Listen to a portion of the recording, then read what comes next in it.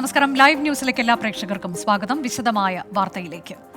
ലോക്സഭാ തെരഞ്ഞെടുപ്പിൽ 3ാം സീറ്റ് വേണമെന്ന ആവശ്യത്തിൽ ഉറച്ച മുസ്ലിം ലീഗ്. വയനാട് സീറ്റ് വേണം എന്നാണ് ആവശ്യം. വയനാട് ലഭിച്ചില്ലെങ്കിൽ കണ്ണൂരോ വടകരയോ ആവശ്യപ്പെടാനും ലീഗ് നേതൃയോഗത്തിൽ തീരുമാനമായി.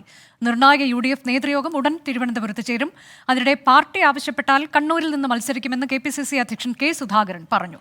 കണ്ണൂരിൽ വിജയിക്കാൻ ഒരു വെല്ലുവിളിയുമില്ലെന്നും കെ സുധാകരൻ പറഞ്ഞു. ഒരു വെല്ലുവിളിയുമില്ല. ഇല്ല, വെല്ലുവിളിയേ ഇല്ല. അതാ പ്രശ്നം. ഇപ്പോ വെല്ലുവിളി ഇല്ലാത്തത് കൊണ്ടാ പ്രശ്നം. അത് പാർട്ടി പറയേണ്ടതാ, ഞാൻ പറയില്ല. പാർട്ടി ഇപ്പൊ എന്നോട് സ്ഥാനാർത്ഥിയാണെന്ന് പറഞ്ഞാൽ ഞാൻ നിൽക്കുന്നില്ല. ഇപ്പൊ ഞാൻ പാർട്ടിക്കാരനാ. മത്സരിക്കണ്ട എന്ന് പറഞ്ഞാൽ മത്സരിക്കാതിരിക്കലല്ലേ അച്ചടക്കമുള്ള പാർട്ടിക്കാരൻ്റെ ഇത്. ഞാൻ എന്ത് പറയുന്നോ പാർട്ടി പറഞ്ഞ് ചെയ്യും. പക്ഷേ ഞാൻ എൻ്റെ വ്യക്തിപരമായ അഭിപ്രായം അറിയിച്ചിട്ടുണ്ട്. ഈ 2 പോസ്റ്റും കൊണ്ടുപോകാൻ പ്രയാസമുള്ളത് കൊണ്ട് ഒരു പോസ്റ്റിലേക്ക് തന്നെ ഒതുക്കണമെന്ന് ഞാൻ ആവശ്യപ്പെട്ടിട്ടുണ്ട്. അതിനോട് എൻ്റെ ACC നേതൃത്വം എങ്ങനെ പ്രതികരിക്കുമെന്ന് എനിക്കറിയില്ല. സലിം മാലിക് വിവരങ്ങളുമായി. സലിം, കഴിഞ്ഞ ദിവസം ലീഗ് അധ്യക്ഷൻ പാണക്കാട് തങ്ങൾ പറഞ്ഞത് മുസ്ലിം ലീഗിന്റെ ശക്തി മറ്റുള്ളവർ തിരിച്ചറിയണമെന്നുള്ളതാണ്. അതായത് ആ കാര്യത്തിൽ ഒരു വിട്ടുവീഴ്ചയ്ക്കുമില്ല 3ാം സീറ്റ് എന്നുള്ളതിലാണോ? ഇപ്പോഴും ആ ആവശ്യത്തിൽ ഉറച്ചു നിൽക്കുകയാണോ? അങ്ങനെയെങ്കിൽ UDFൽ ഈ സീറ്റ് വിഭജനം ഏത് തരത്തിലേക്കാകും? നേതൃയോഗത്തിൽ അന്തിമ തീരുമാനം ഉണ്ടാകുമോ? അനുജ, ഈ ലോക്സഭാ തെരഞ്ഞെടുപ്പുമായി ബന്ധപ്പെട്ട് UDFലെ സീറ്റ് വിഭജനം ഇന്ന് വൈകുന്നേരം 5 മണിയോടുകൂടി ചേരുന്ന UDF ഏകോപന സമിതിക്ക് ശേഷം ഉണ്ടാകും എന്നുള്ളതാണ് നമുക്ക് അറിയാൻ സാധിക്കുന്നത്. പക്ഷേ അതിൻ്റെ അവസാന നിമിഷങ്ങളിലും ആ സസ്പെൻസ് അങ്ങനെ തുടരുകയാണ്. മുസ്ലിം ലീഗ് അവരുടെ നിലപാടിൽ നിന്ന് കടുകിട മാറാൻ തയ്യാറായിട്ടില്ല എന്നുള്ളത് തന്നെയാണ് ഏറ്റവും പ്രധാനപ്പെട്ട കാര്യം. ആദ്യഘട്ടത്തിൽ അതൊരു സമ്മർദ്ദതന്ത്രം എന്ന നിലയിലായിരുന്നു ലീഗിൻ്റെ 3ാം സീറ്റ് ആവശ്യത്തെ കണ്ടതെങ്കിൽ അത് വളരെ ഗൗരവമായി തന്നെ ലീഗ് നേതൃത്വം ആ ചർച്ചകളിലേക്ക് കടന്നു. മാത്രമല്ല, ഒരു വിട്ടുവീഴ്ചയ്ക്കും ആ വിഷയത്തിൽ തയ്യാറല്ല എന്നതുകൂടി ഇന്ന് രാവിലെ ചേർന്ന നേതൃയോഗത്തിലും അവരെടുത്ത നിലപാട്. കാരണം 3ാം സീറ്റ് അവർക്ക് അർഹതപ്പെട്ടതാണ്, അത് നൽകിയേ തീരൂ എന്നുള്ളൊരു നിലപാട്. അതൊരു സാധാരണ കടുംപിടുത്തത്തിന് അപ്പുറത്തേക്ക്, സാധാരണ ലോക്സഭാ തെരഞ്ഞെടുപ്പുകളിൽ ഉന്നയിക്കുന്ന ആവശ്യത്തിന് അപ്പുറത്തേക്ക് അവർ ആ നിലപാട് കടുപ്പിക്കുന്നു എന്നുള്ളത് തന്നെയാണ് പ്രധാനപ്പെട്ട കാര്യം. അതുകൊണ്ട് തന്നെ ഇന്ന് തന്നെ സീറ്റ് വിഭജനം പൂർത്തിയാക്കുമെന്ന് നേരത്തെ തന്നെ, അത് ഔദ്യോഗികമായി പ്രഖ്യാപിക്കുമെന്ന് നേരത്തെ തന്നെ UDF നേതാക്കൾ വ്യക്തമാക്കിയിരുന്നതാണ്.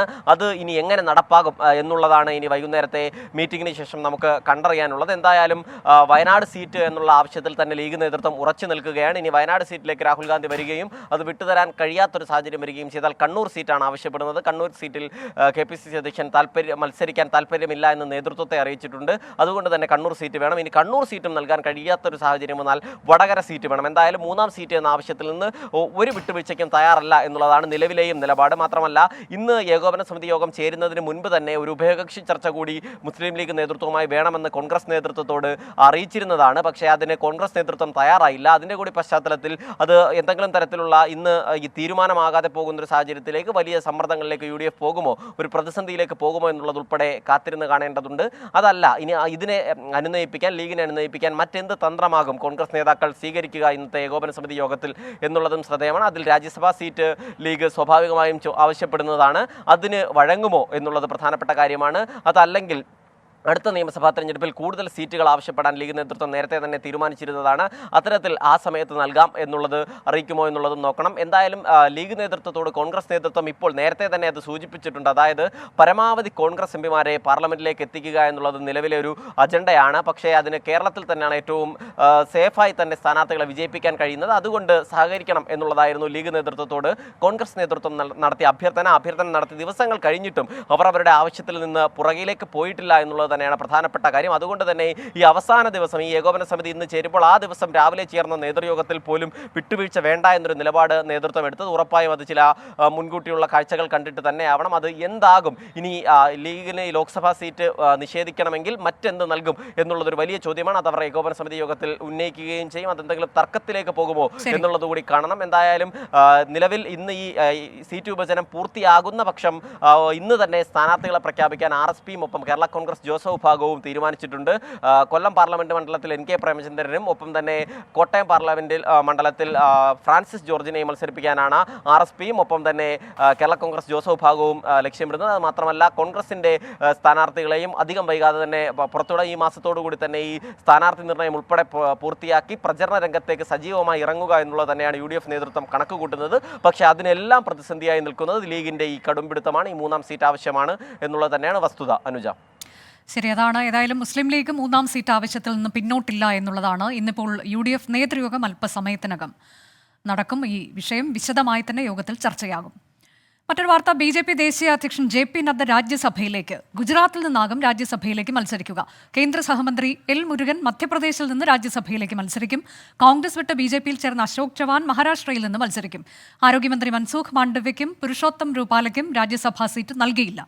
സോണിയാഗാന്ധി രാജസ്ഥാനിൽ നിന്ന് നാമനിർദ്ദേശ പത്രിക സമർപ്പിച്ചു. അഭിഷേക് മനു സിംഗ്വി ഹിമാചൽ പ്രദേശിൽ നിന്ന് മത്സരിക്കും. R. രാധാകൃഷ്ണൻ വിവരങ്ങളുമായി. RK, മുതിർന്ന നേതാക്കൾ BJPയിലെയും കോൺഗ്രസിലെയും നേതാക്കൾ രാജ്യസഭാ സീറ്റിലേക്ക് മത്സരിക്കുന്നു. അത് വിവിധ ഇടങ്ങളിൽ നിന്ന്, പ്രത്യേകിച്ച് സോണിയാഗാന്ധിയുടെ കാര്യത്തിൽ ഏതാണ്ട് 25 വർഷമായി റായ്ബറേലിയെ പ്രതിനിധീകരിക്കുന്നു. ഇപ്പോൾ ആരോഗ്യം മെച്ചമല്ല എന്നൊക്കെയുള്ള കാര്യമുണ്ട്, മോശം ആരോഗ്യം. അതേ തുടർന്ന് രാജ്യസഭയിലേക്ക് മത്സരിക്കുന്നു. അതും കോൺഗ്രസ് ഭരിക്കുന്ന സംസ്ഥാനങ്ങൾ വിട്ടിട്ട് മറ്റൊരു സംസ്ഥാനം തെരഞ്ഞെടുത്തിരിക്കുന്നു. അങ്ങനെ പ്രധാനപ്പെട്ട നേതാക്കളുടെ ഇപ്പോൾ പുറത്തു വന്ന പട്ടികയുടെ വിവരങ്ങൾ എങ്ങനെയാണ്?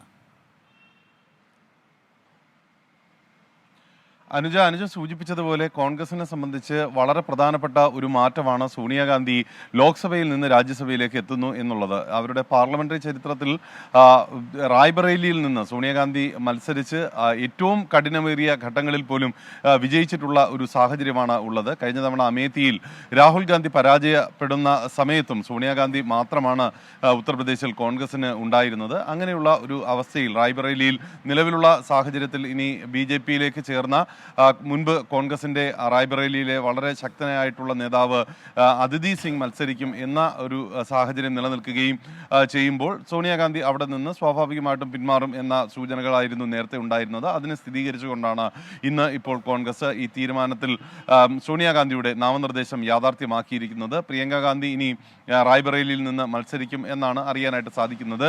ഹിമാചൽ പ്രദേശിൽ കോൺഗ്രസിനെ സംബന്ധിച്ച് ഇപ്പോൾ അവരുടെ നിയമപരമായിട്ടുള്ള കാര്യങ്ങൾ ഒക്കെ നോക്കി മുന്നോട്ട് കൊണ്ടുപോകുന്നത് മനു അഭിഷേക് സിംഗ്വിയാണ്. അദ്ദേഹത്തെ സംബന്ധിച്ച് ഹിമാചൽ പ്രദേശിൽ നിന്നാണ് സ്ഥാനാർത്ഥിത്വം ലഭിച്ചിരിക്കുന്നത്. സമാനമായിട്ട് BJPയെ സംബന്ധിച്ച് BJPയുടെ അധ്യക്ഷൻ JP നദ്ദ അദ്ദേഹം ഇത്തവണ ഗുജറാത്തിൽ നിന്ന് സഭയിലേക്ക് എത്തുകയാണ്. ദക്ഷിണേന്ത്യയെ സംബന്ധിച്ച് ഏറ്റവും ശ്രദ്ധേയമായിട്ടുള്ള കാര്യം L. മുരുകൻ, തമിഴ്നാട്ടിൽ നിന്നുള്ള L. മുരുകൻ അദ്ദേഹം മധ്യപ്രദേശിൽ നിന്ന് സ്ഥാനാർത്ഥിയാകുന്നു എന്നുള്ളതാണ്. അങ്ങനെ രണ്ട് പാർട്ടികളും അവരവരുടെ 15-ാം തീയതി നടക്കാൻ പോകുന്ന രാജ്യസഭാ തെരഞ്ഞെടുപ്പുമായി ബന്ധപ്പെട്ടുള്ള ലോക്സഭാ തെരഞ്ഞെടുപ്പിന് മുൻപുള്ള ഏറ്റവും പ്രധാനപ്പെട്ട രാജ്യസഭാ തെരഞ്ഞെടുപ്പിനായിട്ടുള്ള തയ്യാറെടുപ്പുകളിൽ അവരുടെ സ്ഥാനാർത്ഥികളെ പ്രഖ്യാപിച്ചുകൊണ്ട് കളം നിറയുന്ന ഒരു സാഹചര്യമാണ് ഇപ്പോൾ നമുക്ക് കാണാൻ സാധിക്കുന്നത്. ശരി, R. രാധാകൃഷ്ണനാണ് വിവരങ്ങൾ നൽകിയത്.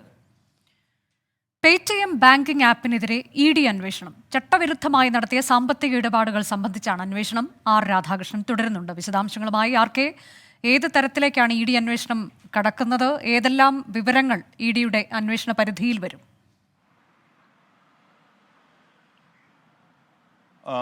പേടിഎമ്മിന് നൽകിയിരുന്ന ലൈസൻസ്, ആ ലൈസൻസിന്റെ നഗ്നമായിട്ടുള്ള ലംഘനം നടന്നിട്ടുണ്ട് എന്ന ഒരു പ്രാഥമിക നിഗമനം ഇതിനകം തന്നെ വ്യത്യസ്തങ്ങളായിട്ടുള്ള ഏജൻസികൾ പങ്കുവയ്ക്കുന്നു. അതിനനുബന്ധമായിട്ട് കള്ളപ്പണ വെളുപ്പിക്കലുമായി ബന്ധപ്പെട്ടിട്ടുള്ള വിഷയത്തെക്കുറിച്ചാണ് ED അന്വേഷിക്കാനായിട്ട് പോകുന്നത്. പേടിഎമ്മിന് ഏതെങ്കിലും വിധത്തിലൊരു ബാങ്കിങ് രീതിയിലുള്ള പ്രവർത്തനത്തിന് വേണ്ടിയിട്ടുള്ള അനുവാദമോ അതിന് ആവശ്യമായിട്ടുള്ള ലൈസൻസുകളോ ഒന്നും നൽകിയിരുന്നില്ല. ഈ ഒരു സാഹചര്യത്തിലാണ് പേടിഎം നടത്തിയ ഇടപാടുകളിൽ ദുരൂഹത ഉണ്ട് എന്ന കണ്ടെത്തൽ ED പങ്കുവയ്ക്കുന്നത്. ഇതിന്റെ അടിസ്ഥാനത്തിലാണ് ഈ അന്വേഷണം നടക്കുന്നത്. അന്വേഷണം പേടിഎമ്മിനെതിരെ ആരംഭിച്ചു കഴിഞ്ഞു. ഇതുമായി ബന്ധപ്പെട്ടിട്ടുള്ള കൂടുതൽ വിവരങ്ങൾ ഒരുപക്ഷെ ഈ അന്വേഷണത്തിന്റെ രേഖകളടക്കം പരിശോധിച്ച് ED വരുന്ന മണിക്കൂറുകളിൽ വ്യക്തമാക്കും. അനുജ, ശരി, പേടിഎമ്മിനെതിരെ ED അന്വേഷണം. ആലുവ കുട്ടമശ്ശേരിയിൽ 7 വയസ്സുകാരനെ ഇടിച്ചിട്ട് നിർത്താതെ പോയ കാർ ഓടിച്ചയാളെ തിരിച്ചറിഞ്ഞു. നെടുമ്പാശ്ശേരി സ്വദേശിയായ ഷാനാണ് വാഹനം ഓടിച്ചത്.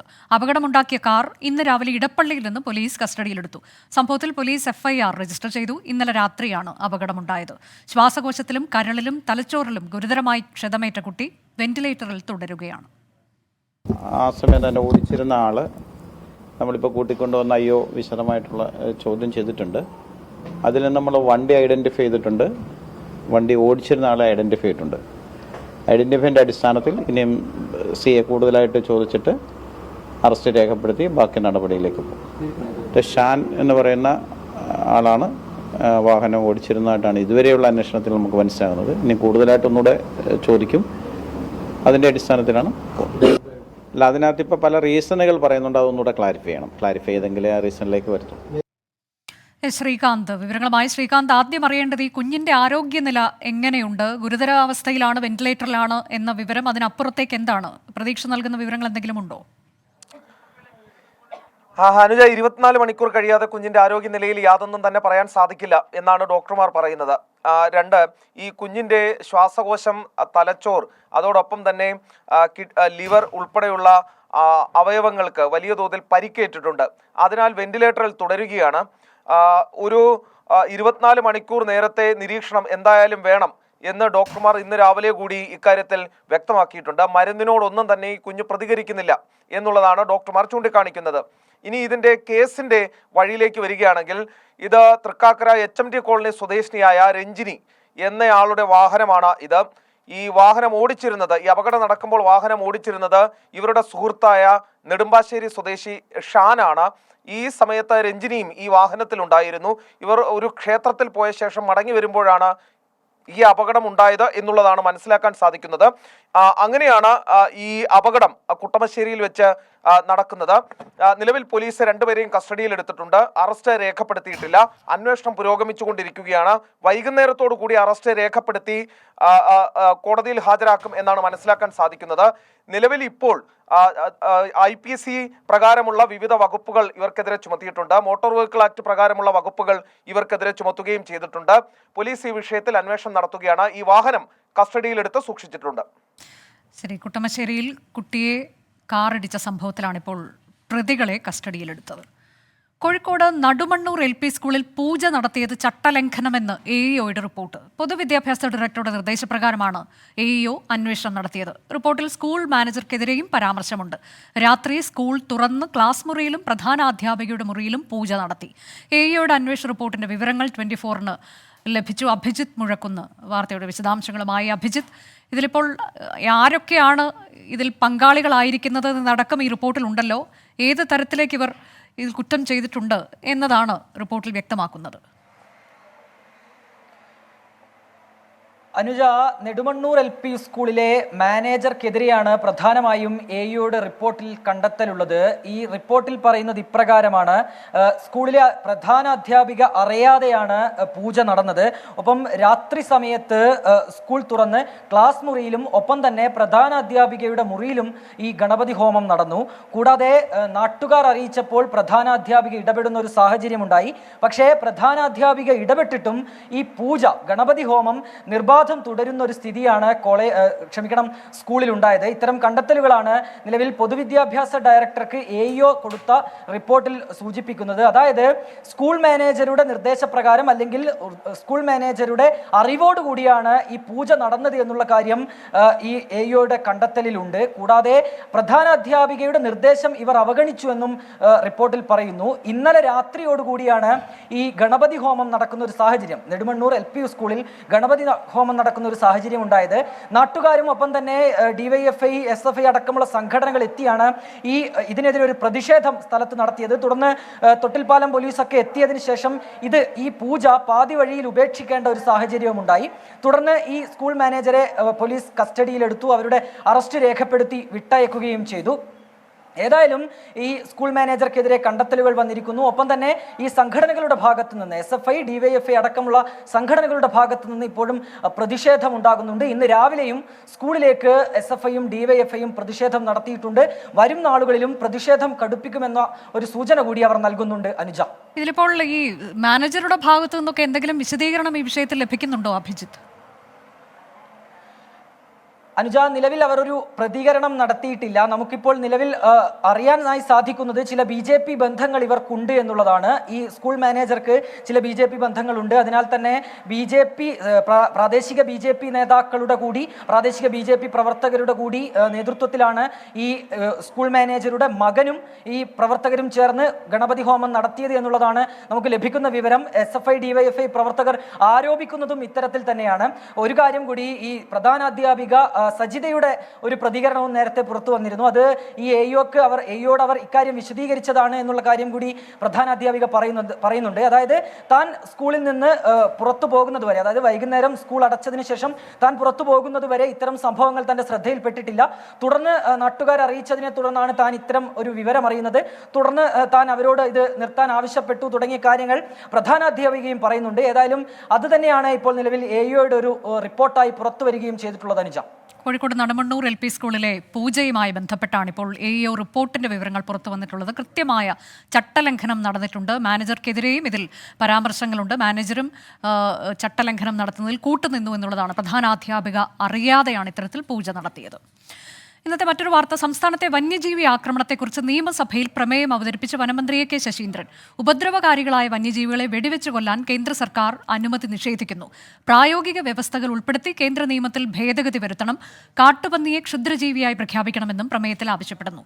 പ്രമേയം സഭ ഐകകണ്ഠ്യേന പാസാക്കി. ഷഫീദ് റാവുത്തർ വിവരങ്ങളുമായി.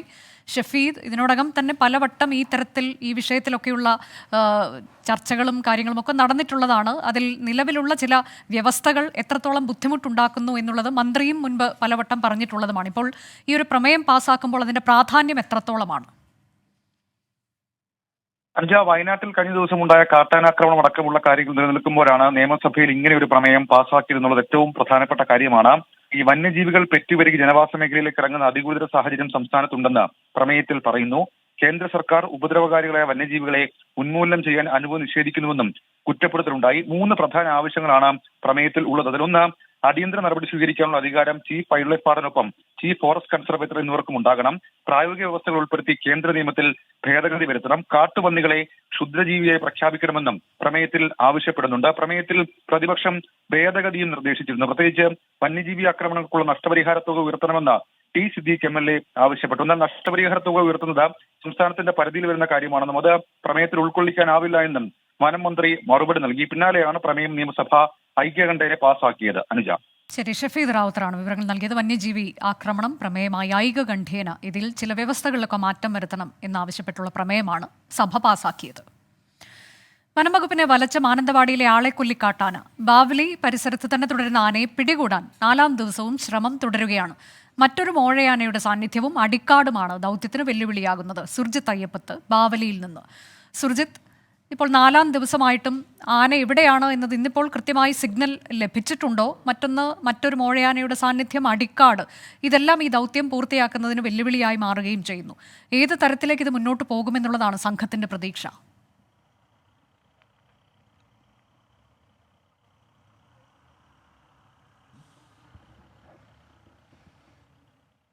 അനുജ, ദൗത്യം 4ാം ദിവസത്തിലാണ്. ഇന്ന് രാവിലെ 5:15 തന്നെ സിഗ്നൽ ലഭിച്ചു. ഇതിൻ്റെ അടിസ്ഥാനത്തിൽ വനംവകുപ്പ് ഉദ്യോഗസ്ഥർ വനത്തിലേക്ക് തിരിച്ചു. അതായത് ബാവലി എന്ന് പറയുന്ന പ്രദേശമുണ്ട്, അതായത് കുടകിലേക്ക് ഒക്കെ പോകുന്ന വഴിയാണിത്, HD കോട്ടയിലേക്കെല്ലാം പോകുന്ന വഴിയാണിത്.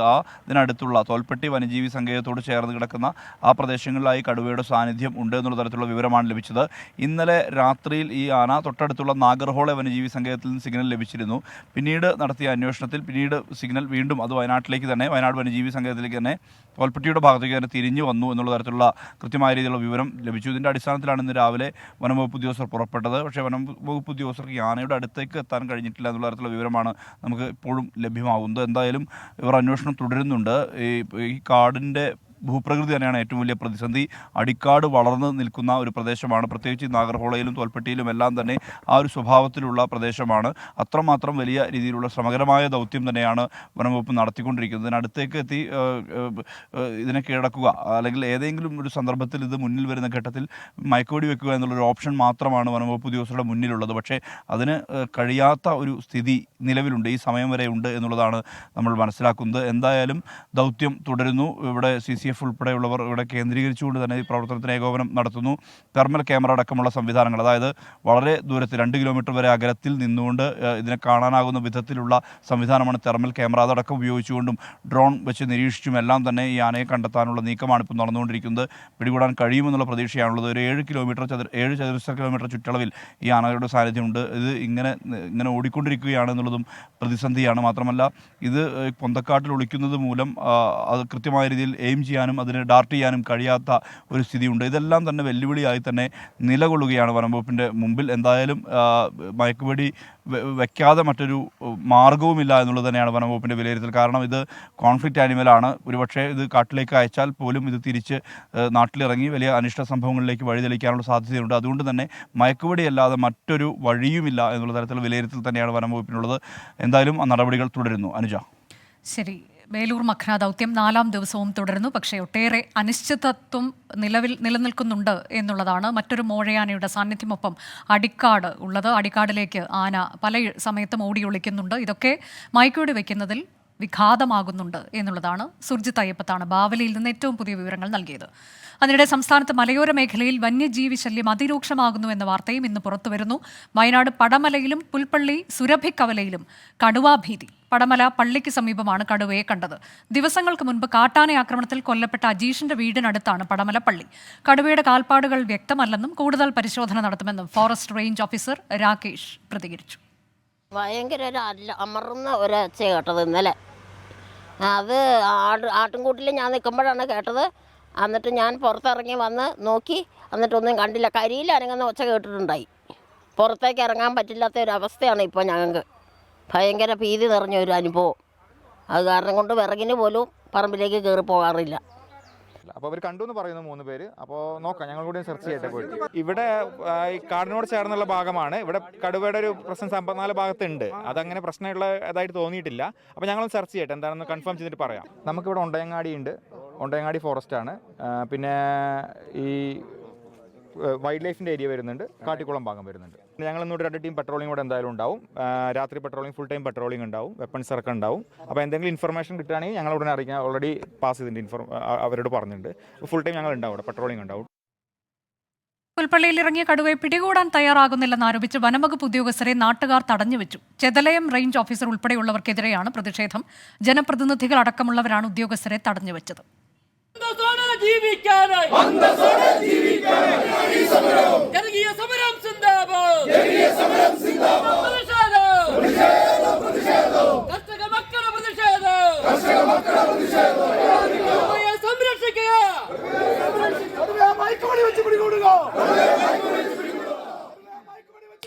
അരുൺ പാറക്കൽ വിവരങ്ങളുമായി. അരുൺ, ആന കഴിഞ്ഞ ദിവസം ഒരാളെ ആക്രമിച്ച ആ പരിസരത്ത് തന്നെയാണ് ഇപ്പോൾ കടുവാഭീതിയിൽ കൂടി നാട്ടുകാർ കഴിയേണ്ടുന്ന ഒരു അവസ്ഥ. ഇതിലെന്താണ് ഇപ്പോൾ റേഞ്ച് ഓഫീസറൊക്കെ നേരത്തെ നമ്മളോട് സംസാരിക്കുമ്പോൾ ഇതിൽ കൃത്യമായി അവർ പരിശോധന നടത്തുന്നുണ്ട്, തെരച്ചിൽ നടത്തുന്നുണ്ട്, അന്വേഷിക്കുന്നുണ്ട് എന്നൊക്കെ പറയുന്നത്. അതിൽ ഏറ്റവും പുതുതായി അവർ അറിയിക്കുന്നത് എന്താണ്? പെട്രോളിംഗ് നടത്തുന്നുണ്ട് എന്നുള്ളത് ആശ്വാസകരമാണ്. പക്ഷേ നാട്ടുകാർ തൃപ്തരാണോ ഇതിൽ?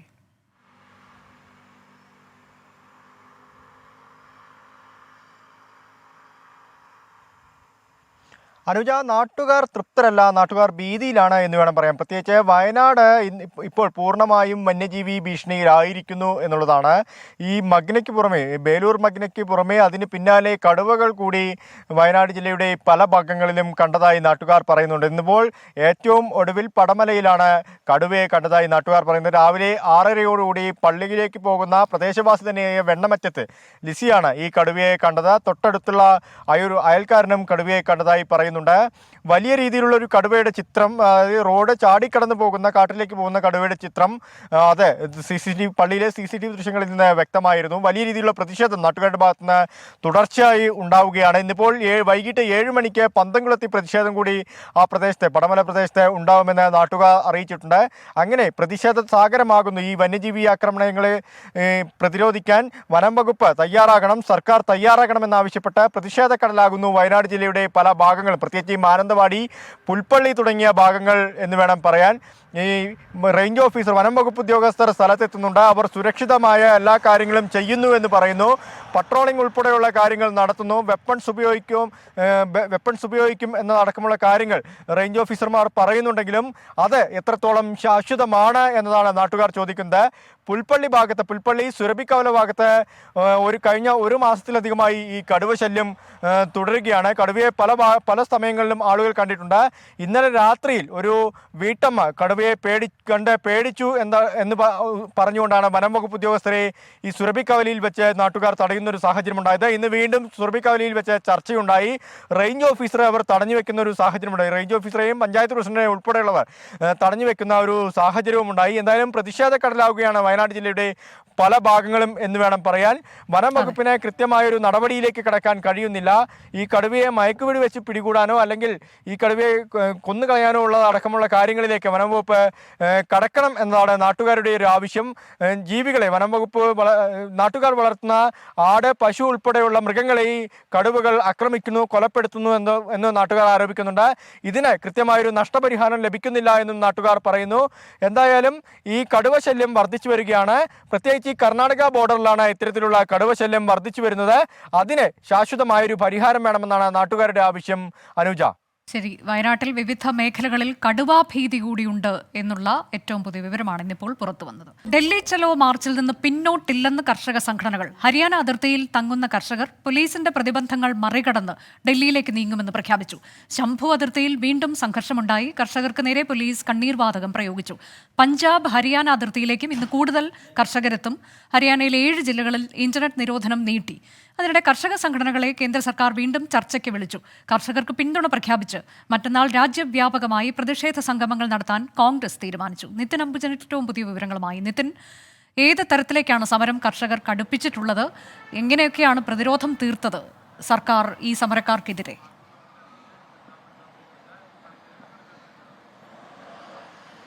അനുജ, ഇന്നലെയാണ് ഡൽഹി ചലോ സമരം പഞ്ചാബിൽ വിവിധയിടങ്ങളിൽ നിന്നും ആരംഭിച്ചത്. സമരം ആരംഭിച്ചതിന് പിന്നാലെ തന്നെ ശംഭുവിൽ വെച്ച് പോലീസും കർഷകരും തമ്മിൽ ഏറ്റുമുട്ടുന്ന ഒരു സാഹചര്യമുണ്ടായിരുന്നു. വലിയ തരത്തിലുള്ള സംഘർഷത്തിലേക്കാണ് ഏതാണ്ട് ഈ ശംഭുവിലെ സാഹചര്യം പോയത്. ഇതിനെ തുടർന്നാണ് കർഷകർ കൂടുതൽ പേർ പഞ്ചാബിൽ നിന്ന് ട്രാക്ടറുകളുമായി ഡൽഹിയിലേക്ക് നീങ്ങാൻ തീരുമാനിച്ചത്. മാത്രമല്ല, ഇനിയുള്ള ദിവസങ്ങളിൽ അത്തരത്തിൽ സമരം ശക്തമാക്കാൻ തന്നെയാണ് തീരുമാനം. കൂടാതെ കുരുക്ഷേത്രയിലും സമാനമായി തന്നെ സംഘർഷം ഉണ്ടായ ഒരു സാഹചര്യമുണ്ടായിരുന്നു. ഇതിനു പിന്നാലെ ഇത്തരമൊരു സാഹചര്യത്തിൽ കൂടുതൽ കർഷകരെത്തി സമരം ശക്തിപ്പെടുത്താൻ തീരുമാനിച്ചു. മറ്റ് കർഷക സംഘടനകൾ, സംയുക്ത കിസാൻ മോർച്ചയുടെ മറ്റ് കർഷക സംഘടനകളടക്കം ഇപ്പോൾ ഈ സമരത്തിന് പിന്തുണ പ്രഖ്യാപിച്ചിട്ടുണ്ട്. എന്തായാലും കൂടുതൽ കർഷക സംഘടനകൾ പിന്തുണ പ്രഖ്യാപിച്ച സാഹചര്യത്തിൽ സ്വാഭാവികമായിട്ടും ഡൽഹി അതിർത്തികളടക്കം ഇപ്പോൾ പോലീസിന്റെ ഭാഗത്തും വലിയ സുരക്ഷാ ക്രമീകരണങ്ങൾ ഒരുക്കിയിട്ടുണ്ട്. അതിർത്തികൾ കേന്ദ്രീകരിച്ച് പോലീസ് ഇപ്പോൾ കൂടുതൽ സുരക്ഷാ ക്രമീകരണങ്ങൾ ഒരുക്കിക്കൊണ്ട് കർഷകരെ ഡൽഹിയിലേക്ക് വിടാതിരിക്കാനുള്ള എല്ലാ നടപടികളും സ്വീകരിച്ചു വരും. തിക്രി, അതോടൊപ്പം തന്നെ ഗാസിപൂർ അടക്കമുള്ള അതിർത്തികളിലും സമാനം തന്നെയാണ് അവസ്ഥ. നേരത്തെ സിംഗുവിലെ സാഹചര്യം നമ്മൾ കണ്ടിരുന്നു. കോൺക്രീറ്റ് ബാരിക്കേഡ് തീർത്തും അതോടൊപ്പം തന്നെ മുള്ളുവേലി സ്ഥാപിച്ചുമാണ് കർഷകരെ എന്തായാലും നേരിടാൻ ഇപ്പോൾ പോലീസ് തീരുമാനിച്ചിരിക്കുന്നത്. അതോടൊപ്പം തന്നെ ഈ സിംഗുവിന് സമീപത്തെ ഇടവഴികളെല്ലാം തന്നെ വെട്ടിമാറ്റിക്കൊണ്ട് കർഷകരെ യാതൊരു തരത്തിലും ഡൽഹിയിലേക്ക് കടത്തിവിടാതിരിക്കാനുള്ള എല്ലാ നടപടികളും സ്വീകരിച്ചിരുന്നു. അതിനിടയിലാണ് ഇപ്പോൾ കോൺഗ്രസ്, BSP ഉൾപ്പെടെയുള്ള പാർട്ടികൾ ഈ സമരത്തിന് പിന്തുണയുമായി രംഗത്ത് വന്നിരിക്കുന്നത്. മറ്റന്നാൾ കോൺഗ്രസ് നേതൃത്വത്തിൽ രാജ്യവ്യാപകമായ പ്രതിഷേധം സംഘടിപ്പിക്കാൻ തീരുമാനിച്ചു. PCCകൾക്ക് നിർദ്ദേശം നൽകിയിട്ടുണ്ട്. അതോടൊപ്പം തന്നെ ശിരോമണി അകാലിദളും ഈ കർഷക സമരത്തിന് പിന്തുണയുമായി രംഗത്തുണ്ട്. ഇതിനിടയിൽ സമരത്തിന് കൂടുതൽ ശക്തിപ്പെടുന്ന ഒരു പശ്ചാത്തലത്തിൽ കൂടി കേന്ദ്ര സർക്കാർ ഇപ്പോൾ ചർച്ചയ്ക്ക് സന്നദ്ധത അറിയിച്ചിരിക്കുകയാണ്. പക്ഷേ കർഷക സംഘടനകൾ എന്താണ് കേന്ദ്ര സർക്കാർ ചർച്ചയ്ക്ക് ക്ഷണിച്ചതിനെ സംബന്ധിച്ച് ഇതുവരെ യാതൊരു തരത്തിലൊരു മറുപടിയും നൽകിയിട്ടില്ല. ഇതിനിടയിൽ MSPയുടെ കാര്യത്തിലൊക്കെ കർഷകർ ഉന്നയിക്കുന്ന ആവശ്യത്തിലേക്ക് പോകാൻ ബുദ്ധിമുട്ടാണ് എന്നത് ഇതിനോടകം തന്നെ സർക്കാർ നിലപാട് വ്യക്തമാക്കുമ്പോൾ എന്താണ് അതിൽ കർഷക സംഘടനകളുടെ അഭിപ്രായം? അതില്ലാതെ അതിൽ നിന്ന് പിന്നോട്ടില്ല എന്നല്ലേ?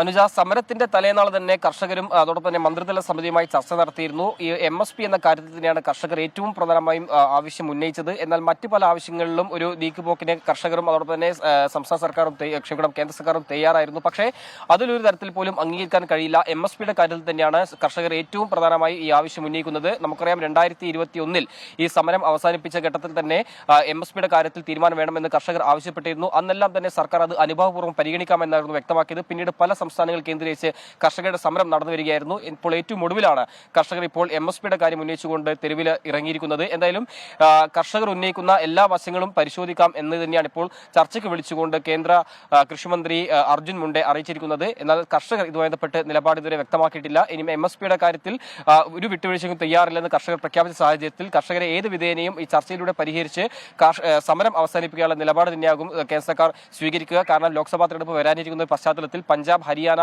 ഉത്തർപ്രദേശ് അടക്കമുള്ള സംസ്ഥാനങ്ങളിലെ കർഷകർ തെരുവിലിറങ്ങുന്നത് സ്വാഭാവികമായിട്ടും തെരഞ്ഞെടുപ്പിന് വലിയ തിരിച്ചടി ഉണ്ടാകും. ഇതുകൂടി മുന്നിൽ കണ്ടുള്ളൊരു അനുനയ ശ്രമം തന്നെയാണ് കേന്ദ്ര സർക്കാരിന്റെ ഭാഗത്തും നടന്നു വരുന്നത്. ശരി, കർഷകർ അവരുടെ സമരം കടുപ്പിക്കുന്നു. അതിനിടെ ചർച്ചയ്ക്ക് വീണ്ടും കേന്ദ്ര സർക്കാർ കർഷകരെ വിളിച്ചിട്ടുമുണ്ട്. ദുബായിലെ ലോക സർക്കാർ ഉച്ചകോടിയെ അഭിസംബോധന ചെയ്ത് പ്രധാനമന്ത്രി നരേന്ദ്രമോദി എല്ലാവരെയും ചേർത്ത് പിടിക്കുന്ന സർക്കാരുകളെയാണ് ലോകത്തിന് ഇന്ന് ആവശ്യമെന്ന് പ്രധാനമന്ത്രി പറഞ്ഞു. സാങ്കേതിക വിദ്യയെ സർക്കാരുകൾ ഉപയോഗിക്കണം. മിനിമം ഗവൺമെന്റ് മാക്സിമം ഗവേണൻസ് എന്നതാണ് തന്റെ സർക്കാരിന്റെ നയമെന്നും നരേന്ദ്രമോദി പറഞ്ഞു. इंक्लूसिव हो, जो सबको साथ लेकर चले. आज विश्व को ऐसी सरकारों की जरूरत है जो स्मार्ट हो, जो टेक्नोलॉजी को बड़े बदलाव का माध्यम बनाए. आज विश्व को ऐसी सरकारों की जरूरत है जो क्लीन हो, जो करप्शन से दूर हो, जो ट्रांसपेरेंट हो. അരുൺ പാറാട്ട് വിവരങ്ങളുമായി. അരുൺ, ലോക സർക്കാർ ഉച്ചകോടി അഭിസംബോധന ചെയ്ത് നരേന്ദ്രമോദി വ്യക്തമാക്കിയത് എന്താണ്? ഇന്നിപ്പോൾ UAE-യിലെ പ്രധാനമന്ത്രിയുടെ മറ്റ് പരിപാടികൾ എന്തൊക്കെയാണ്? അനുജ, പ്രധാനമന്ത്രി നരേന്ദ്രമോദിയുടെ ഈ സന്ദർശനം പുരോഗമിക്കുകയാണ്. ഇന്ന് രണ്ടാം ദിവസമാണ് സന്ദർശനം പുരോഗമിക്കുന്നത്. എല്ലാവരെയും ചേർത്ത് പിടിക്കുന്ന സർക്കാരുകളെയാണ് ലോകത്തിന് ഇന്ന് ആവശ്യമെന്നാണ് പ്രധാനമന്ത്രി നരേന്ദ്രമോദി ലോക സർക്കാർ ഉച്ചകോടിയിൽ സംസാരിക്കവെ പറഞ്ഞത്.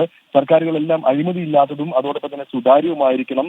സാങ്കേതിക വിദ്യ മാറ്റത്തിന് വേണ്ടി സർക്കാരുകൾ ഉപയോഗിക്കണമെന്നും പ്രധാനമന്ത്രി ഇന്ന് പറഞ്ഞു. അതോടൊപ്പം തന്നെ ഡിജിറ്റൽ സാങ്കേതിക വിദ്യ തെറ്റായ കൈകളിൽ എത്താതിരിക്കാൻ ഓരോ രാജ്യങ്ങളും പ്രത്യേക ശ്രദ്ധ ചെലുത്തേണ്ട ഒരു കാലമാണിതെന്നും ക്രിപ്റ്റോ കറൻസി ഉൾപ്പെടെയുള്ള വിഷയങ്ങളിൽ കൃത്യമായ നിയമങ്ങൾ ഉണ്ടാകണമെന്നും പ്രധാനമന്ത്രി ആവശ്യപ്പെട്ടു. അതോടൊപ്പം തന്നെ തന്റെ ഭരണ നേട്ടങ്ങളും ഇന്ന് ലോക സർക്കാർ ഉച്ചകോടിയിൽ സംസാരിക്കവെ പ്രധാനമന്ത്രി എടുത്തു പറയുന്നു നമ്മൾ കണ്ടു. ഇന്ന് പ്രധാനമന്ത്രിക്ക് രണ്ട് പരിപാടികളാണുള്ളത്. ആദ്യത്തെ പരിപാടിയായിരുന്നു ഈ ലോക സർക്കാർ ഉച്ചകോടി.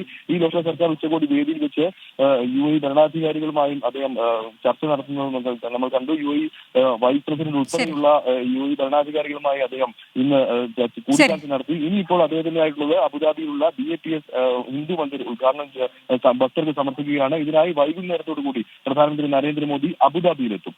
പ്രധാനമന്ത്രിയുടെ UAE സന്ദർശനം തുടരുന്നു.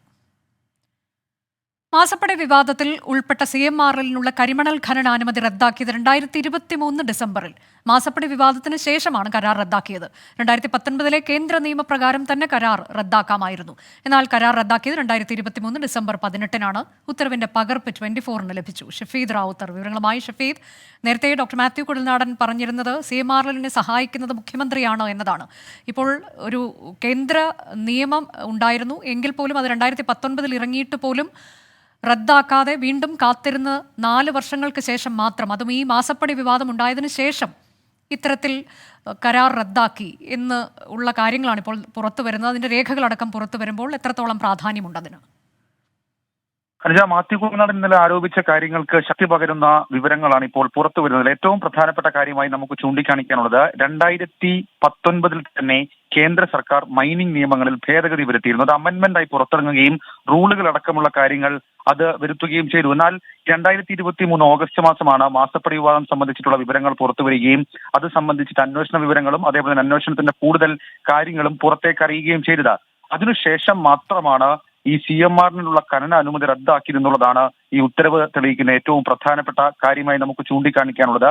കരിമണൽ ഖനനത്തിന് CMR-ന്റെ ഉപകമ്പനിക്ക് നൽകിയിരുന്ന 4 ഖനന ലൈസൻസ് റദ്ദ് ചെയ്ത ദിവസം അത് 2023 ഡിസംബർ 18-ആണ്. അതായത് മാസപ്പടി വിവാദമൊക്കെ വന്ന് അതിനുശേഷം മാത്രം 2023 ഡിസംബർ 18-നാണ് ആ ലൈസൻസ് റദ്ദാക്കി വ്യവസായ വകുപ്പ് പ്രിൻസിപ്പൽ സെക്രട്ടറി ഉത്തരവിറക്കിയെന്നുള്ളത് ഏറ്റവും പ്രധാനപ്പെട്ട കാര്യം. ഈ ആറ്റമിക് ധാതു ഖനനം പൊതുമേഖലയിൽ മാത്രമാക്കിയുള്ള 2019 കേന്ദ്ര നിയമപ്രകാരം തന്നെ വേണമെങ്കിൽ ആ കരാറുകളും ലൈസൻസും റദ്ദാക്കിയിരുന്നു. എന്നാൽ അതിനുശേഷം 5 വർഷം കഴിഞ്ഞ് മാസപ്പടി വിവാദങ്ങളും സജീവമായതിനു ശേഷം മാത്രമാണ് സർക്കാർ ഉത്തരവിറക്കാൻ തയ്യാറായത് എന്നുള്ളതാണ് ഇതിൽ സംശയങ്ങൾക്ക് വഴിവെക്കുന്ന ഏറ്റവും പ്രധാനപ്പെട്ട കാര്യം.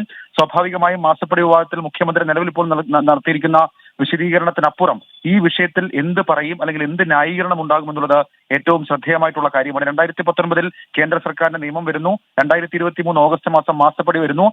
അതിനുശേഷം 2023 ഡിസംബർ 18 മാത്രം ഇവരുമായിട്ടുള്ള ഇവരുടെ ലൈസൻസ് റദ്ദാക്കിക്കൊണ്ടുള്ള ഈ ഉത്തരവിന് വലിയ രാഷ്ട്രീയ പ്രസക്തിയുണ്ട്. സ്വാഭാവികമായും മാത്യു കുഴൽനാടന്റെ ആക്ഷേപങ്ങൾക്ക് കൂടുതൽ ശക്തി പകരുകയാണ്. ഇത് പ്രതിപക്ഷം സജീവ ചർച്ചയാക്കാനും നിലവിൽ ഇപ്പോൾ തീരുമാനിച്ചിട്ടുണ്ട്. അനുജ, ശരി, 2019 കേന്ദ്ര സർക്കാരിന്റെ കരിമണൽ ഖനന അനുമതി ലൈസൻസ് റദ്ദാക്കാം എന്ന തരത്തിലേക്ക് നിയമ ഭേദഗതി വരുന്നത്. പക്ഷേ അതും കഴിഞ്ഞ് 4 വർഷം കൂടി കാത്തിരുന്ന് മാസപ്പടി വിവാദം ഓഗസ്റ്റിൽ ഉണ്ടാകുമ്പോൾ പിന്നീട് ഏതാനും മാസങ്ങൾ കൂടി കഴിഞ്ഞ് ഡിസംബറിൽ മാത്രമാണ് ലൈസൻസ് റദ്ദാക്കിയത് എന്നതിന്റെ രേഖകളാണ് പുറത്തു വന്നത്. മറ്റൊരു പ്രധാനപ്പെട്ട വാർത്ത, ലോക്സഭാ തെരഞ്ഞെടുപ്പിൽ സീറ്റ് ലഭിക്കാത്തതിനെ തുടർന്ന് ഇടഞ്ഞു നിൽക്കുന്ന RJDയെ അനുനയിപ്പിക്കാൻ LDF നീക്കം. RJD സംസ്ഥാന അധ്യക്ഷൻ ശ്രേയാംസ് കുമാറുമായി LDF കൺവീനർ EP ജയരാജൻ ചർച്ച നടത്തി. ബോർഡ് കോർപ്പറേഷൻ സ്ഥാനങ്ങൾ രാജിവെക്കുമെന്ന RJDയുടെ നിലപാട് പിൻവലിക്കാൻ ചർച്ചയിൽ ധാരണയായി. വിശദമായ ഉഭയകക്ഷി ചർച്ച നടത്താനും തീരുമാനമായി. ദീപക് ധർമ്മടം വിവരങ്ങളുമായി. ദീപക്, ബോർഡ് കോർപ്പറേഷൻ സ്ഥാനങ്ങളിൽ നിന്നുള്ള രാജി അത് പിൻവലിക്കാം എന്നുള്ളത് ഈ ചർച്ചയിലുണ്ടായ തീരുമാനമാണോ? മറ്റൊന്ന്, സീറ്റ് വേണം എന്നുള്ളത് പണ്ട് 2019 സംസ്ഥാന നേതൃത്വം നൽകിയ ഉറപ്പാണ് എന്നതാണ് വർഗീസ് ജോർജ് പറഞ്ഞിട്ടുള്ളത്. അപ്പോൾ അത് പക്ഷേ EP ജയരാജൻ നിഷേധിക്കുകയും ചെയ്തിട്ടുണ്ട്. സീറ്റ് നൽകാനുള്ള എന്തെങ്കിലും സാധ്യതയുണ്ടോ? Anuja, LDF convener EP ജയരാജനും RJD സംസ്ഥാന അധ്യക്ഷൻ MV ശ്രേയാംസ് കുമാറും നടത്തിയ ചർച്ച ഏതാണ്ട് 40 മിനിറ്റോളമാണ് ചർച്ച നീണ്ടു നിന്നത്. ആ ചർച്ചയിൽ ഇത്തരത്തിലുള്ള സമ്മർദ്ദങ്ങളിൽ നിന്നും തൽക്കാലം RJD പിന്മാറണം എന്നുള്ള നിർദ്ദേശമാണ് വെച്ചത്. അതായത് RJDയുടെ സംസ്ഥാന കമ്മിറ്റി യോഗം ഇന്നലെ MV ശ്രേയാംസ് കുമാറിൻ്റെ അധ്യക്ഷതയിൽ ചേർന്നിരുന്നു. ആ യോഗത്തിൽ സീറ്റ് നിഷേധിച്ചതിൽ പ്രതിഷേധിച്ച് സർക്കാരിൻ്റെ ബോർഡ് കോർപ്പറേഷനുകളിൽ നിന്നും രാജിക്കത്ത് നൽകും എന്നുള്ളതാണ് പ്രഖ്യാപിച്ചത്. അത് പരസ്യമായി പ്രസ്താവന ഇറക്കുകയും ചെയ്തു. വിവാദമായി. ഇതേ തുടർന്നാണ് ഇടതുമുന്നണിയിൽ നിന്നും ഒരു അനുരഞ്ജന നീക്കം ഉണ്ടാവുന്നത്. കാലത്ത് തന്നെ EP ജയരാജൻ ചർച്ച ചെയ്യുമെന്നുള്ള അത് പറയുകയും ചെയ്തു. അതിനുശേഷമാണ് അല്പം മുൻപാണ് ചർച്ച പൂർത്തിയായത്. ശ്രേയാംസ് കുമാറും EP ജയരാജനുമായിരുന്നു ചർച്ചയിലുണ്ടായിരുന്നത്. അതിൽ രണ്ട് കാര്യങ്ങൾ ധാരണയിലായി. ഒന്ന്, ഇപ്പോൾ ഈ ലോക്സഭാ തെരഞ്ഞെടുപ്പിൽ ഒരു സീറ്റ് നൽകുക എന്നുള്ളത് പ്രായോഗികമല്ല. പക്ഷേ എന്നാൽ അതേ സമയത്ത് തന്നെ വിശദമായ ഒരു ചർച്ചയ്ക്ക് വേണ്ടി, അതായത് ദേവസ്വം ബോർഡ് ഉൾപ്പെടെയുള്ള കാര്യങ്ങളിൽ നേരത്തെ നിശ്ചയിക്കപ്പെട്ട, നേരത്തെ ഉണ്ടായിരുന്ന അംഗത്വം നൽകാൻ RJDക്ക് സാധിച്ചിട്ടില്ല. ഇതുപോലുള്ള നിരവധി പ്രശ്നങ്ങൾ RJDയുടെ മുൻപിലുണ്ട്. RJDയേക്കാൾ ശക്തി തുലവും കുറഞ്ഞ മറ്റ് ഘടകകക്ഷികൾക്ക് മന്ത്രിസ്ഥാനം നൽകിയത് ഉൾപ്പെടെയുള്ള കാര്യങ്ങളുണ്ട്.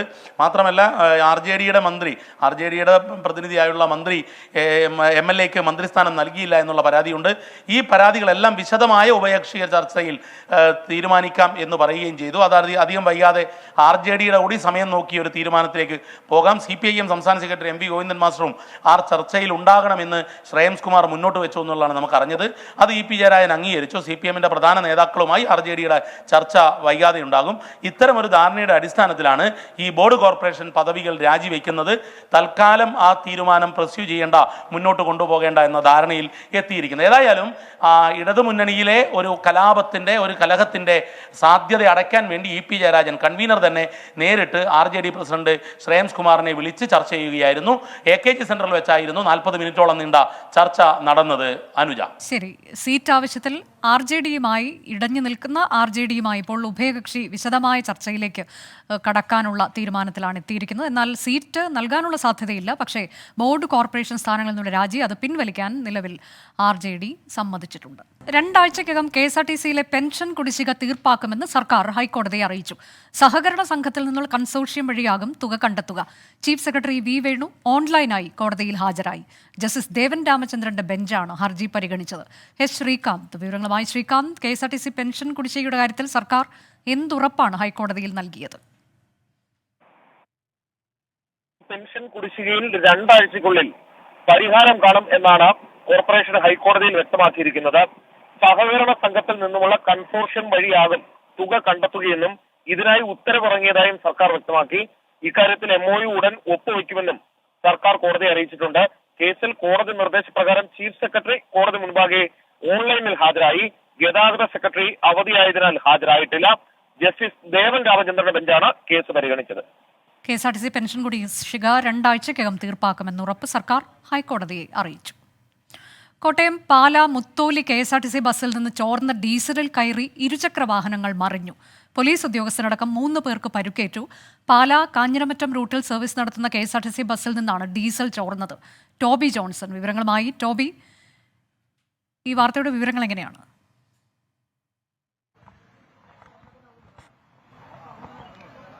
ഇന്ന് രാവിലെയാണ് ഈ ഒരു സംഭവം ഉണ്ടായത്. പാല കാഞ്ഞിരമറ്റം റൂട്ടിൽ ഓടുന്ന ബസ്സിൽ നിന്നിന്റെ ടാങ്കിൽ നിന്നുമാണ് ഈ ഡീസൽ വഴിയിൽ വീഴുന്നത്. തുടർന്ന് അതിലെ വന്ന ബൈക്ക് യാത്രക്കാർ അപകടത്തിൽപ്പെടുകയായിരുന്നു. അതിൽ മേലുകാവ് സ്റ്റേഷനിലെ ഡ്യൂട്ടിയിൽ ഉണ്ടായിരുന്ന ഒരു പോലീസ് ഉദ്യോഗസ്ഥൻ അടക്കമുള്ളവർക്കാണ് പരിക്കേറ്റിരിക്കുന്നത്.